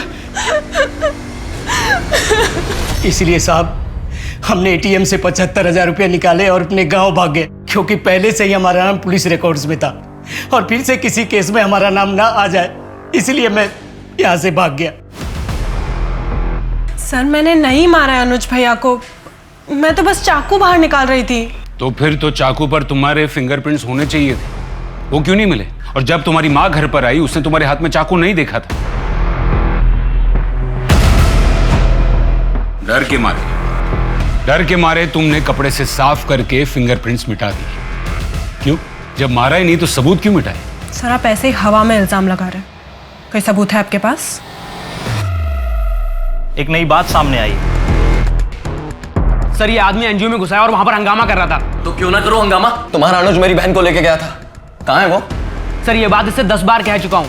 सर इसकी बहन का नाम हमारे रिकॉर्ड्स में नहीं है, और अगर वो सर हमारे एनजीओ आई भी होती तो हम उसे शेल्टर होम भेजते। पुणे में 2 शेल्टर होम है और मैंने दोनों जगह बात की है। इसकी बहन ऋतु का नाम वहां भी नहीं है। सर ये बिल्कुल झूठ बोल रहा है। कौन कौन आया था तुम्हारी बहन को लेने? सर अनुज था और साथ में एक सरकारी कस्टोडियन लड़की थी।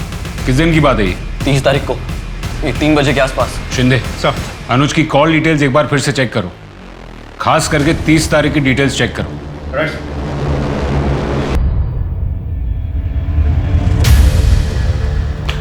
अनुज की कॉल डिटेल से हमें पता चलता है कि 30 तारीख को दोपहर 3:30 बजे के आसपास तुम्हारी उसके साथ बात हुई थी। क्या बात हुई थी? काफी पुरानी बात है सर, मुझे ठीक से याद नहीं है। हम याद दिलाते हैं। किसी लड़की के बारे में बात हुई थी तुम्हारी? लड़की? हाँ सर, याद आया। मेरे पास काफी खाली घरों की चाबियां पड़ी रहती हैं। उस दिन अनुज ने भी मुझसे एक घर की चाबी ली थी। हाँ हेलो पंकज, ये अंबिका नगर वाले घर की चाबी मिलेगी क्या? क्यों, पार्टी करनी है क्या तुझे वहाँ पे? अरे नहीं यार, कोई पार्टी वार्टी नहीं करना है, बस तू चाबी दे दे मुझे। अच्छा बच्चों, लड़की का चक्कर है। चल वही सही, दे दे चाबी अब। लेकिन 1 घंटे में चाबी वापस कर दी थी सर उसने मुझे। 1 घंटा काफी होता है उस चाबी की कॉपी बनाने के लिए। कहाँ है वो घर?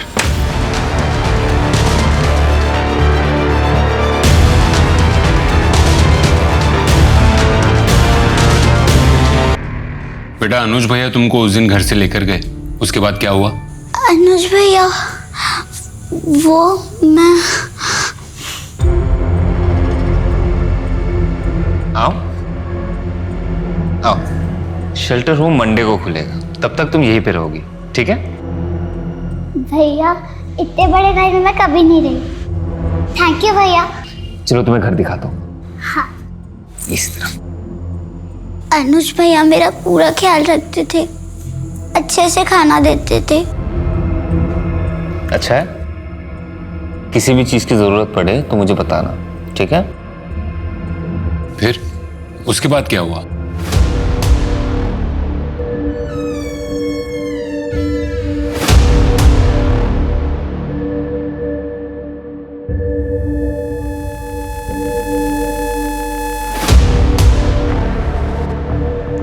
कौन है?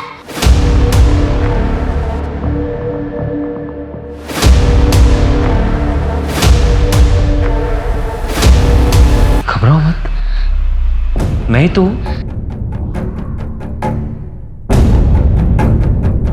मैंने तुम्हारे लिए इतना कुछ किया है, तुम मेरे लिए इतना तो कर ही सकती हो ना?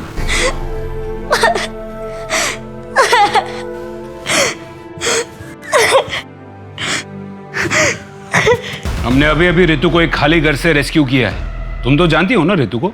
ऋतु ने हमें बताया कि अनुज ने उसे फिजिकली मोलेस्ट किया था। तुम्हें कुछ कहना है इसके बारे में? क्या तुम इन सब में डायरेक्टली या इनडायरेक्टली इन्वॉल्व थी? तुम भी तो थी ना ऋतु को उसके भाई के घर से बाहर निकालने में। बताओ कीर्ति, तुमने अनुज का खून क्यों किया? सर आप अभी भी हवा में इल्जाम लगा रहे हैं।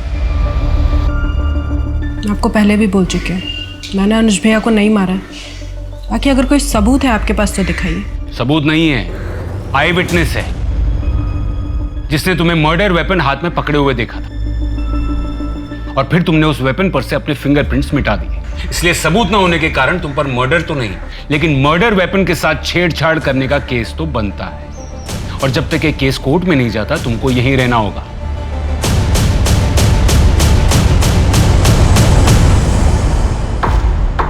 पुलिस ने एक लड़की को बचाया है जिसे अनुज चांदेकर ने बंदी बनाकर रखा था। हो सकता है इसका इस केस से कोई वास्ता ना हो और ना ही मर्डर वेपन पर आपके फिंगरप्रिंट्स मिले हैं। लेकिन मिस कीर्ति चांदेकर, मर्डर वेपन हाथ में पकड़े हुए डेड बॉडी के पास आपको देखा है एक आई विटनेस ने। इस सफाई में आप कुछ कहना चाहेंगी? Not guilty.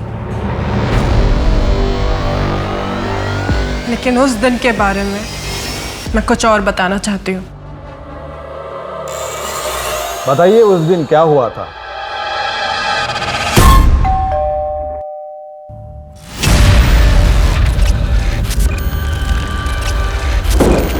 काकी का है? वो उनका डायलिसिस का दिन है ना आज, तो ताऊ जी के साथ ही गई है। ये रहा सिलेंडर, देखिए। पता नहीं इसका पाइप फिट ही नहीं हो रहा है, मुझसे बहुत ट्राई किया मैंने, तो आपको फोन। भैया भैया ये क्या कर रहे हैं आप? ये भैया नहीं, छोड़ो मुझे। भैया प्लीज प्लीज मुझे जाने दो, प्लीज छोड़ दो। क्या हो गया तुझे? हाँ? क्यों भाग रहे हैं मुझसे? हाँ? भैया नहीं, छोड़ो मुझे।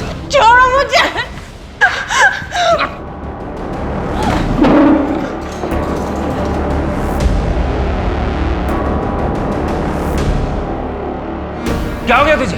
भाग क्यों रही है मुझसे?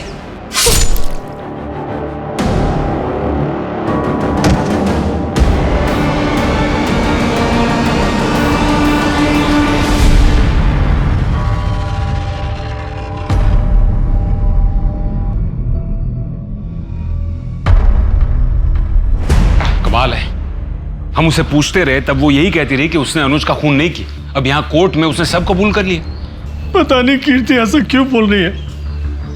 मेरा बेटा अनुज कभी भी ऐसा नहीं कर सकता। सिर्फ कीर्ति नहीं, अनुज भी कितना शरीफ है इस बात को साबित करने के लिए एक और सबूत है हमारे पास। मतलब?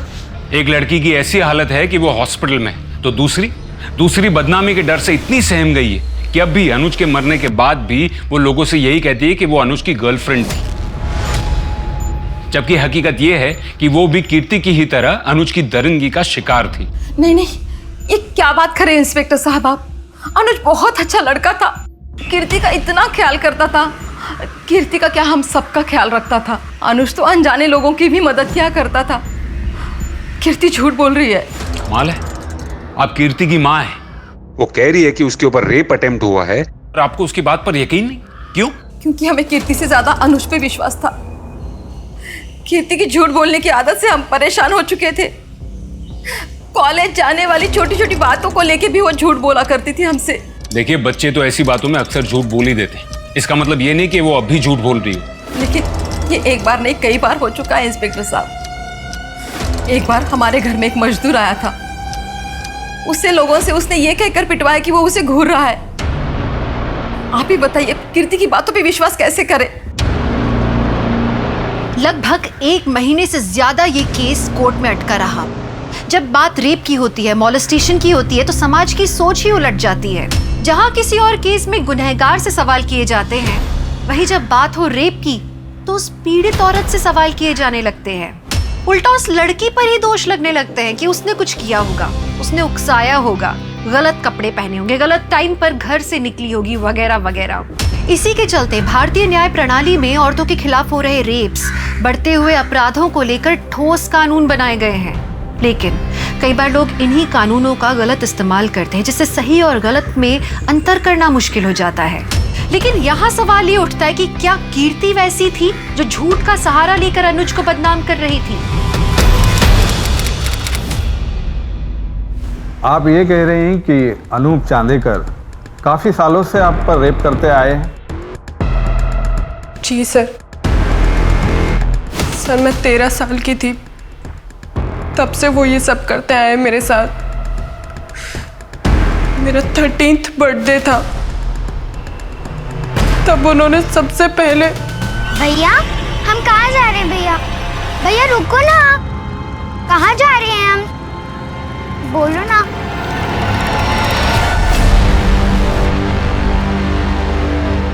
थैंक यू भैया।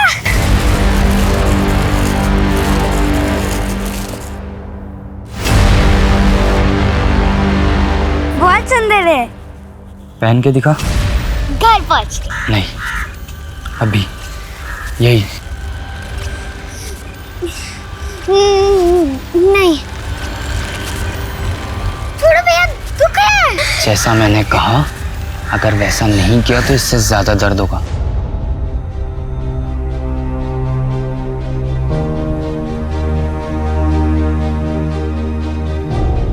बहुत डर गई थी मैं उस दिन। अगले 4 साल तक वो बार बार मेरा रेप करते रहे।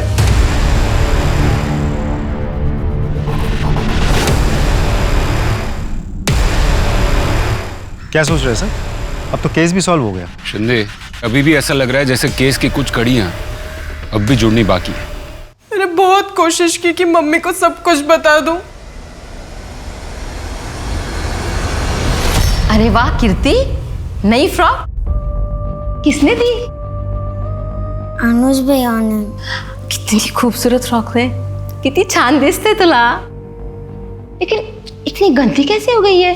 वो अनुज भैया ने कहा सामने पहनने के लिए।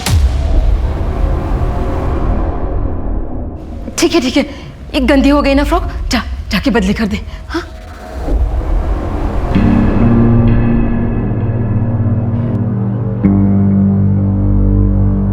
अनुज भैया के पास मेरे फोटोज थे। अगर ये बात मैं किसी को भी बताती तो वो फोटोज ऑनलाइन डाल देते।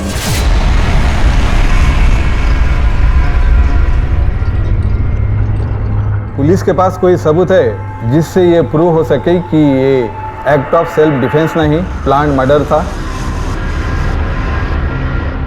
नहीं मिलॉर्ड। अभी कुछ ही समय पहले सेल्फ डिफेंस का ऐसा ही एक केस मुंबई में सामने आया था। यहाँ की सारी दलीलें सुनने के बाद एक्ट ऑफ सेल्फ डिफेंस के चलते सेक्शन 100 के तहत कोर्ट कीर्ति चांदेकर को बाइज्जत बरी करती है।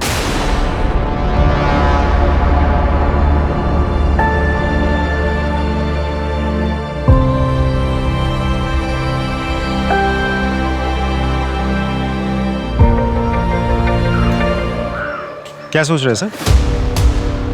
अब तो केस भी सॉल्व हो गया।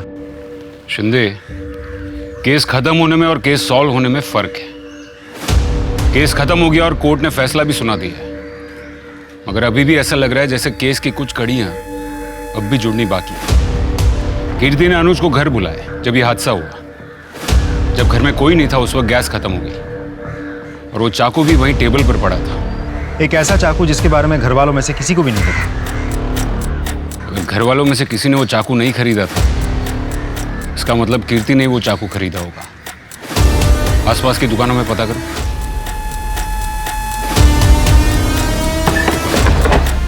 साहब कुछ याद नहीं, कौन और कब ले गया था? फोटो चेक कीजिए।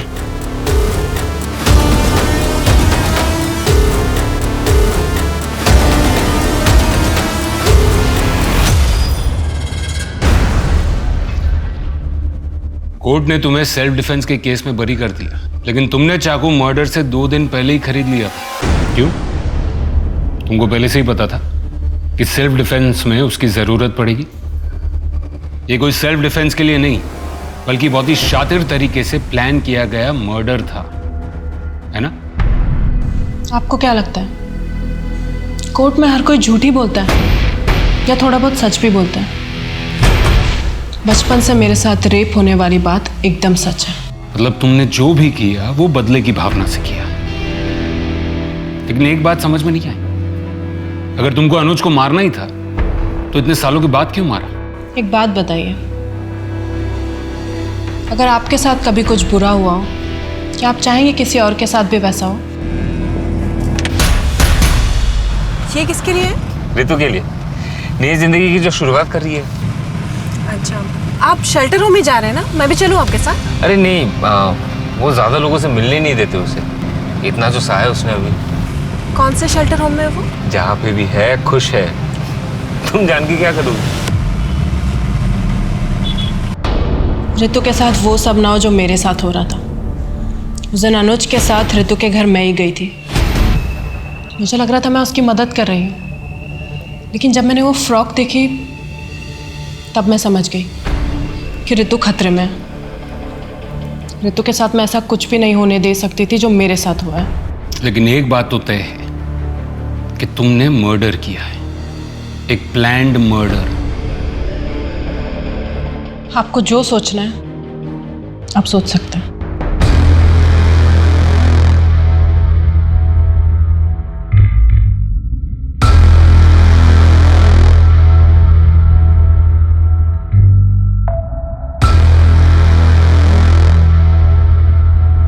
कानून जज्बातों पे नहीं चलता, लेकिन पुलिस वाले इंसान ही तो हैं। सही और गलत में वो फर्क साफ देख सकते हैं। कीर्ति ने खून किया, लेकिन उसके पीछे उसका इंटेंशन किसी की जान बचाने का था, सेल्फ डिफेंस नहीं, लेकिन डिफेंस तो था। अनुज जैसे दरिंदे अपने नापाक इरादे को पूरा करने के लिए हमेशा मौके की तलाश में रहते हैं, लेकिन हमें उनसे सतर्क रहना चाहिए। कानून के दायरे में रहते हुए हमें सही कदम उठाना चाहिए। अपने हो या पराये, आप सबसे सुरक्षित रहिए, अपना ख्याल रखिए। इसी के साथ मैं दिव्यांका त्रिपाठी दहिया लेती हूँ आपसे विदा। फिर मिलूंगी अगले केस के साथ। आप देखते रहिए क्राइम पेट्रोल सतर्क। जय हिंद। क्राइम पेट्रोल के और भी दिलचस्प कहानी देखने के लिए हमारे चैनल को सब्सक्राइब करें और बेल आइकॉन दबाना न भूलें।